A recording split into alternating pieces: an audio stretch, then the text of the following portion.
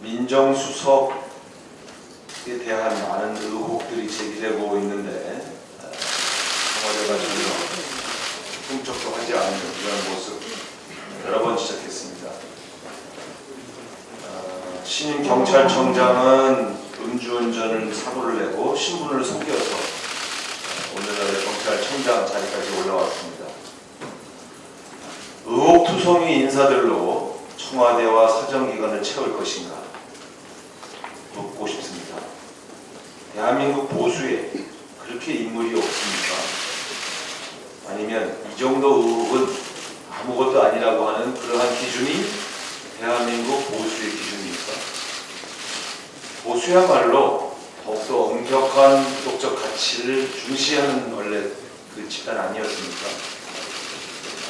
보수는 부패했다. 보수의 도덕적 기준은 낮다.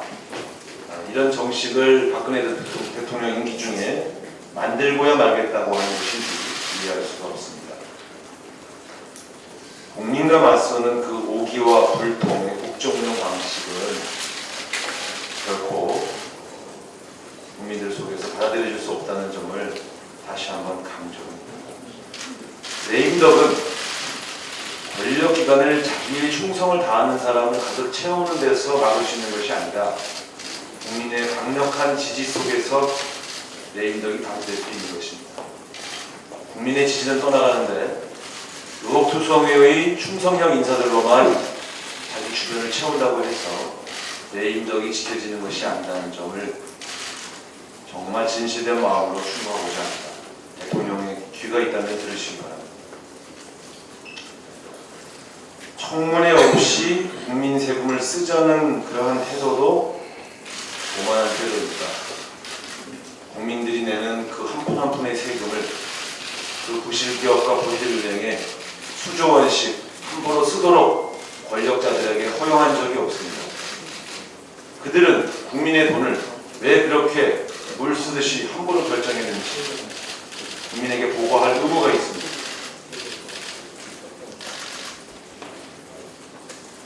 국민들 세금이 그렇게 권력자들의 호주머니 속에 용돈 같은 것입니까?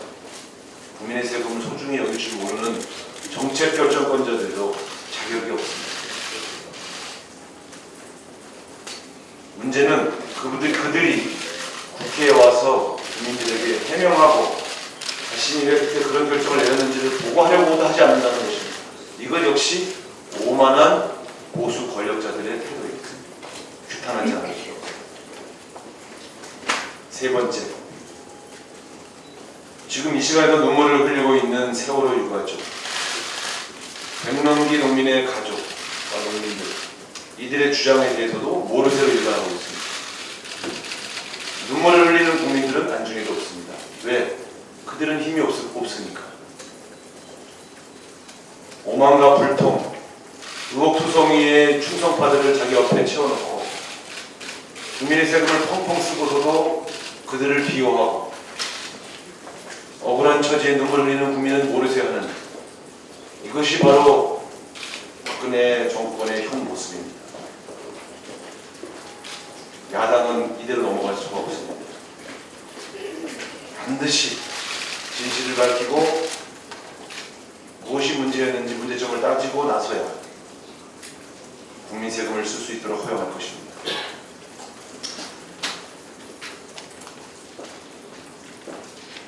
마지막으로 한 번 더 말씀을, 오늘의 마지막 항목이라는 뜻입니다.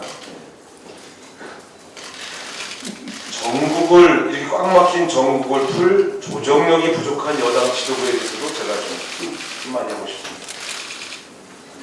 이렇게 정국이 꽉 막힐 때, 그때 정치가 살아나는 거 아닙니까? 그때 여당 대표의 정치력이 필요한 거 아닙니까? 이정현 대표가 나서십시오. 대통령께 할 말을 하고 문제를 풀겠다고 하지 않으셨습니까?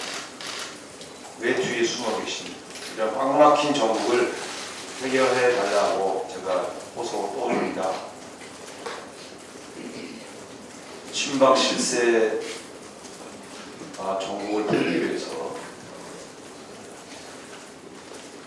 국회에 출석하도록 설득해 주시고 대통령을 설득해서 제대로 된 인사하도록 건의하시고 세월호 백남기 가족들을 생각해서 억울한 사람들이 작은 하소연을 들어달라고 그렇게 건의해 주시기 바랍니다.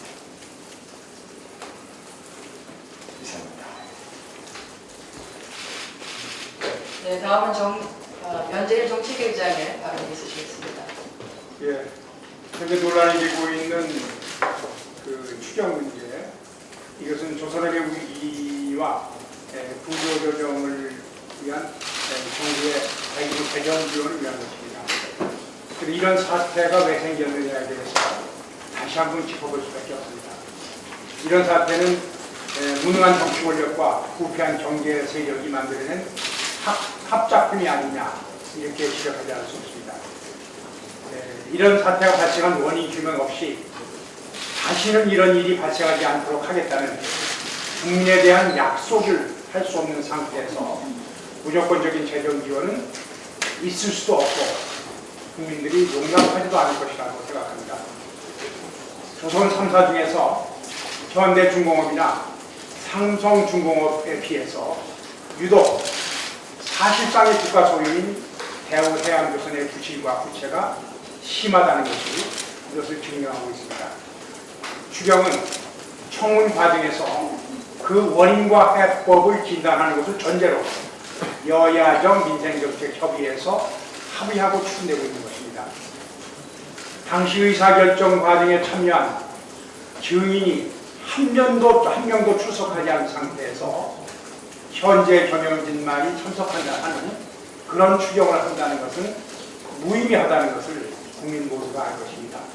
어떠한 원인 규명도 할 수가 없고 원인 규명을 바탕으로 한 해법도 만들어내지 못한 상태에서 또다시 묻지마식 추경을 하고 정부한테 모든 권한을 위임할 수밖에 없는 상태입니다.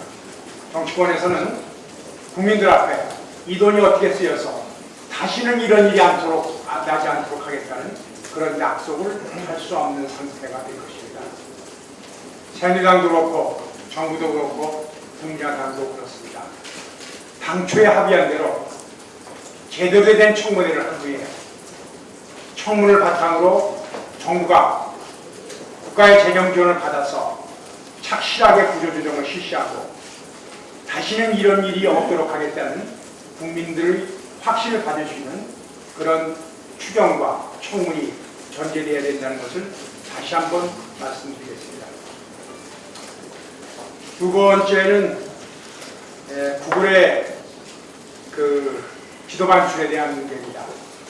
지난 6월 1일 날 구글이 국토지리정보원에 공식적으로 지도 데이터의 국외 반출을 허용해달라는 신청서를 접수한 이후에 측량성과 국외 반출 협의체에서 6월 22일 1차 회의를 이뤘었고 2차 회의를 8월 10일 날 하기로 했으나 계속 연기되다가 이제는 하루 전인 8월 24일 날로 그 2차 회의를 일자를 갑자기 변경했습니다. 그리고 그마저도 연기해서 60일 이후인 11월 23일까지 결론을 내겠다. 왜 이렇게 이 문제에 대해서 결론을 지연시키는지 도저히 이해할 수가 없는 상태입니다. 구글이 지난 2007년도에 국가지리정보원의 5,000분의 1 비율의 국내 초정밀지도 데이터 반출을 요구했을 때 한국 정부는 국가안보를 이유로 이를 단호하게 거부한 바가 있습니다. 지난 2007년에 비해서 지금의 안보 상황이 남북관계가 더 악화되어 있습니다. 안보를 걱정하는 국민적 관심 속에서 왜 이런 결정을 지연시키는지 도저히 납득할 수 없다. 이런 말씀을 다시 한번 드리겠습니다. 정부의 행태를 보면 구글 측의 초정밀 지도 데이터를 넘겨주기 위한 묘책을 찾기 위한 시간 벌기가 아니냐라는 의구심이 일어나고 있는 것이 사실입니다. 미국이 이스라엘 경우에는 이스라엘 강력한 요구에서 굴복해서 97년에 이스라엘에 관한 상세 위성 이미지 수집 및 위성 이미지 배포 금지 조항을 미국 국내법에 적용한 바가 있습니다. 이런 요구는 못할 망정 우리 국가의 안보, 국민의 정서와 감정, 국내 산업 보호와 국내 산업의 육성 이런 문제가 먼저 검토가 되어야 되는 것이 아닌가 생각합니다. 대통령 정부에서는 구글의 우리나라 영토에 대한 소정비 지도에 대해서 확고한 입장을 가져주실 것을 당부드리겠습니다. 네, 다음은 박정 대표의 발언을 있으시겠습니다. 전기력 폭탄 전력기금으로 해결할 수 있습니다. 현재 우리 서민들은 전기력 폭탄 걱정으로 심히 괴롭고 무더운 날들을 보내고 있습니다. 그런데 서민들에게 전기료 부담을 가중시키는 문제가 불합리한 누진제에만 있는 것이 아니라 전기요금의 일정분 3.7%를 합산 징수하는 전력기금에도 문제가 있습니다. 전기를 사용할수록 전력기금도 비례해서 더 내야 하는 구조이기 때문입니다. 전력기금 규모는 2015년 기준 2조 1,440억 원으로 5년 전 대비 2배 이상 증가했고 여유자금은 2조 4천억 원에 달합니다. 서민들은 그저 전기기금이 에너지 분야 공공성을 살리기 위해 필요한 곳에 잘 사용된다고 믿고 묵묵히 납부해왔습니다. 그러나 기금에 상당한 여유자금이 생겼는데도 이를 서민요금 부담 완화에 쓰지 않는 것은 명백히 문제가 있습니다. 더 큰 문제는 이렇게 과도하게 얻은 전력기금을 제대로 운영하지도 못하고 있다는 것입니다. 여유자금을 투기 목적의 파생상품의 투자에 손해를 보는가 하면 전력기금을 지원받은 현장에선 정작 제대로 쓰지도 않고 돈을 쌓아두고 있는 것입니다. 예컨대 지난 4월 일선 현장에서 미집행된 금액만 무려 2,160억 원에 달하는 등 주모 구구식 운영 실태가 여기저기서 드러나고 있습니다. 해답은 간단합니다. 전력기금을 더욱 투명하게 운영토록 하고 징수율을 낮춰 서민들의 생계부담을 줄여주면 됩니다. 현행 징수율을 1%만 낮춰도 서민가정 전체의 5천억 원의 부담이 줄어듭니다. 이번 폭염대책 일환으로 정부가 한시적으로 전기요금을 깎아주겠다며 생색을 냈는데 여기에 필요한 예산이 4,200억 원입니다. 이를 국민세금으로 충당할 게 아니라 전력기금으로 충당해야 합니다. 그리고 향후 전력기금을 탄력적으로 부과하거나 과감히 상시 인하하거나 환급해주는 방안도 신속하게 검토해야 합니다. 당장 전력기금 1%만 인하해줘도 또는 환급해줘도 서민들의 시름을 다소나마 덜어줄 수 있을 것입니다. 정부의 조치가 미흡하다면 우리 당은 가정용 전기요금 누진제 문제와 불합리한 전력기금 운영 문제를 중차대한 민생과제로 삼고 국회 차원에서 엄중히 달아나갈 것입니다.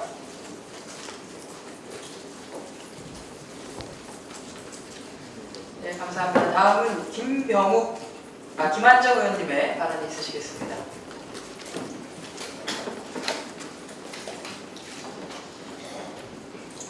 농식품장관 후보자의 부동산 특혜 및 대언업 부실 대출 연관에 관한 의혹에 대해서 말씀드리겠습니다.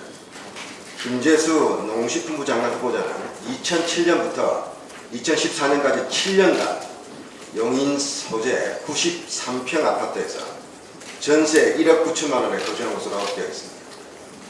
지금 시가 8억 그리고 전세 한 5억에 상당하는 아파트에 7년 동안 한 번도 전세금 인상 없이 거주했습니다. 집주인은 해운 중개업체인 제2기업으로 제2기업은 창업 초기 벌크선사인 시해운의 벌크선 중개 물량을 모두 일감을 몰아받아서 성장한 업체입니다. 제2기업과 시기업의 대표이사는 또 대학 동문으로 알려졌습니다. 시해운은 최근 법정 관리에 들어가 있습니다. 농식품부 소관인 농협은행이 이 시해운에 4,032억 원의 대출을 해주는데 이 대출이 부실대출화한 것입니다. 문제는 농협은행이 시해운에 최초 약 2,500억 원 대출을 해준 시점입니다. 이 시점에 김재수 후보자가 시기업과 특수관계인 제2기업이 집주인인 아파트에 입주했습니다. 농협은행은 2007년 2,500원 대출 이후 타 은행들이 시회원에 추가적인 대출을 해주지 않는 상황에서 어떤 이유였는지 2008년 500억 원, 2009년에는 500억 원, 도합 1,000억 원 이상의 추가 대출을 해주게 됩니다. 2007년부터 13년까지 김재수 후보자는 농협은행을 관리감독하는 농림부의 고위공무원을 맡았습니다. 기획조정실장 제1차관으로 역임했습니다. 제2기업은 결국 후보자에게 부동산 특혜를 주고 후보자는 제2기업과 특수관계인 시회원에게 농협은행이 부실대출을 하도록 영향력을 행사했던 것이 아닌가 하는 의혹이 일고 있습니다. 특정 기업이 소유하고 있는 93평 고급 아파트의 전세로 그것도 7년 동안 한 푼 인상 없이 살 수 있는 것은 우리 흔한 일이 아닙니다. 오비일학입니까? 후보자가 아파트에 입주한 시점과 농협은행이 무리한 대출을 시행한 시점도 동일합니다. 만약 이 의혹이 사실이라면 후보자는 조선해운업 부실 사태의 중심부에 있는 것입니다. 농식품부 장관이 자격이 있는지 심대한 문제가 발생한 것입니다. 인사는 만사라고 했습니다. 현재 박근혜 정부 인사는 점점 망사가 되고 있다는 국민적 탄식이 많습니다. 최근 이철성 경찰청장 등 부실검정의 장본인인 우병우발 인사참사가 다시 일어날 수 있다는 것을 강조합니다.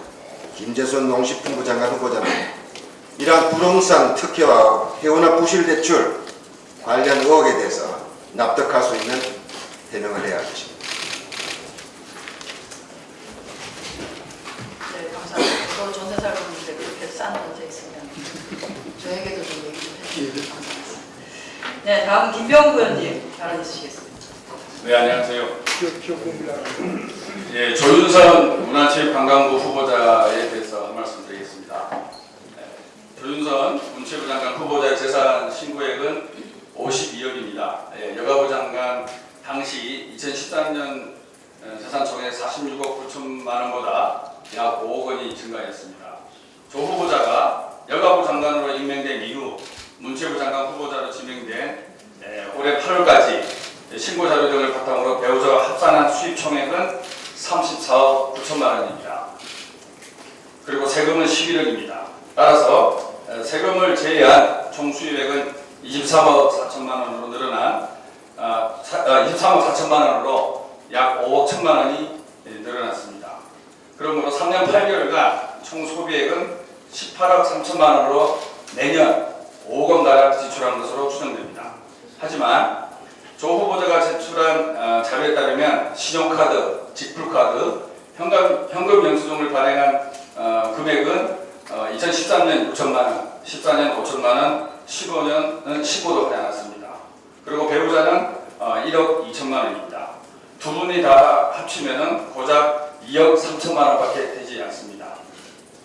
자, 조 후보자는 여가부 장관 임명 당시에도 10년간 세액을 제외한 부부 합산 소득이 95억이나 재산 신고액은 51억으로 생활비로 44억을 쓴 것에 대해서 송구스럽지만 국민들께서 보시기에 지나치지 않도록 면밀히 잘 하겠다고 말씀하셨습니다. 그러나 여전히 일반 국민들은 상상할 수 없을 정도의 지출이 과도하고 특히 신용카드 신용액이 극히 적다는 것에 분개하고 있습니다. 조윤선 후보자는 여가부 장관 이후 정무수석을 역임하고 국회의원 경선에 참여한 후 이번 문체부 장관 후보로 지명받았습니다. 그럼에도 2013년 여가부 장관 청문회와 똑같은 소비 지출 구조를 갖고 있다는 것이 문제라고 생각합니다. 공인으로서의 자질이 어신스럽지 않을 수 없습니다. 조윤선 후보자는 2013년 여가부 장관 임명 이후 지금까지 3년 8개월간 지출한 18억에 대한 세부 내용을 공개해야 할 것입니다. 매년 약 5억 원씩을 어디다 어떻게 썼는지 소상히 밝혀야 할 것입니다. 네, 감사합니다. 다음은 안호영 의원님의 발언 있으시겠습니다. 포교부에 의한 공감 정치의 대책과 관련해서 발언하겠습니다. 사상 최악의 무더위가 지속되는 가운데 국민들의 더위, 고통을 씻어주는 실질적이고 효과적인 정부의 대책은 나오지 않고 있습니다. 연일 35도를 넘나드는 폭염으로 국민들은 더 이상 기상청의 폭염특보로 여기지 않고 있는 상황입니다. 폭염특보가 20여일이 넘게 지속되는 가운데 발생하는 피해는 점차 확산되고 있습니다. 특히 전국의 농어촌 지역에서의 실질적인 피해가 속출하고 있는 상황으로 폭염으로 인한 농수 축산 피해는 농어촌 지역에 직접적인 경제적 타격을 주고 있습니다. 폭염이 점차적으로 사라지더라도 농어촌 피해는 9월 이후까지 시간을 두고 장기적으로 발생한다는 점에서 지금 발생한 피해에 대한 신속하고 효과적인 대책과 폭염 피해를 막기 위한 제도적 정비에 관심을 두어야 할 것입니다. 최근 전라북도 우주 장수 지역에 과수 농가가 폭염으로 인해 일소 피해를 입거나 낙반 현장을 방문했습니다. 예상보다 피해가 심각하고 특히 추석을 앞두고 상품을 출하해야 되는 상황에서 시름에 빠진 농민들의 어려움을 피부로 느낄 수 있었습니다. 문제는 이번 폭염 피해가 일부 지역에 국한된 것이 아니라 전국적인 현상이라는 것입니다. 농림부에 따르면 이번 폭염으로 가축의 경우 약 397만 4천 마리의 피해가 보고됐다고 합니다. 과수 피해는 제대로 집계조차 되지 못하고 있는 것으로 장수, 부주 등 전북 지역을 비롯해 상주, 문경, 영주 등 전국의 농촌 지역에서 피해 실태가 있다는 것만 확인되고 있는 상황입니다. 안타까운 것은 그동안 농업재해가 발생하면 농업재해보험을 통해 피해를 일부 회복할 수 있었지만 폭염은 농업재해보험법상에 재해보험이 없어 농업재해보험을 가입했더라도 적절한 피해 보상의 대상이 되지 못한다는 점입니다. 따라서 이 문제 해결을 위해서는 첫째로 농림부와 정부는 지금의 폭염으로 인한 농수 축산 농업의 피해 실태를 정확히 현장 파악하고 사용할 수 있는 모든 방법을 동원해 농민들의 피해 최소화에 나서야 할 것이고, 둘째로는 현행 농업재해보험법을 개정해서 폭염에 의한 피해를 보험으로 해결할 수 있는 제도적 정비가 필요하고, 이에 농업재해보험법은 농업재해에 폭염을 포함시키는 개정안을 준비 중에 있다는 점을 말씀드립니다. 이번 더위가 일시적인 것이 아니라 전반적인 지구 온난화 등 환경적인 변화로 앞으로 더욱 심각해질 가능성이 높다는 점에서 현행 제도의 정비가 더욱 필요합니다. 전국의 농민들은 기록적인 더위로 인해 폭염보다 더 뜨거운 눈물을 흘리고 있습니다. 정부는 현재 할 수 있는 최대한의 방법을 동원해 피해 대책에 만전을 기울여 줄 것을 요청합니다. 또한 현재 제도상으로 재해보험 대상이 아니라 하더라도 농업과의 협조로 최대한 수매량을 늘려 폭염 피해 최소화에 나서줄 것을 호소드립니다. 또 곧 제출될 농업재해보험법 개정안에 대해 정부와 여야 모두가 농어민의 입장을 고려해 법안 처리에 힘을 모아야 할 것이라는 점을 강조드립니다. 이상입니다.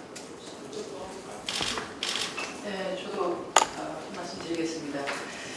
헐리우드 영화를 보면 재난 영화를 우리가 가끔 볼 수 있습니다. 영화상에서 발생하는 재난은 보통 천재지변에 의한 것이거나 아니면 외부 세력에 의한 테러 이런 것에 의해서 재난이 많이 발생을 하는데, 우리나라에서 일어나는 재난은 대체적으로 다 부실 시공이 아니면 시공 과정에서의 무책임 점검을 해도 모르쇠 이런 방식을 통해서 일어나는 일 때문에 결국은 재난 상황으로 이르게 됩니다. 최근에 학교 급식 문제의 총체적 비리 상황을 보면 우리 사회 내부에 뿌리 깊게 자리 잡고 있는 어찌 보면은 부정부패들이 있을 수 있고 그런 것들이 재난을 부추기고 있는데요. 어제 있었던 공정위 전원회의에서의 SK케미칼, 애경, 이마트에서 사용한 CMIT, MIT 성분은 무혐의다라고 하는 그 전원회의 결과를 보면서 이것은 재난을 부추기는 것인가 아니면 벌어지고 있는 재난에 그냥 눈을 감고 있는 것인가 라는 생각밖에 들지 않았습니다. 굉장히 유감스럽습니다. 결국은 확실한 뭔가가 나오지 않으면 이것을 인정하지 않겠다라고 하는 것인데 이 과정에서는 그냥 나는 책임지지 않겠다. 그리고 내가 보기엔 이건 재난이 아니다라고 하는 모르쇠로밖에는 보이지 않습니다. 공정위의 이번 결정에 대해서 정말로 유감스럽다는 말씀드립니다. 이상입니다.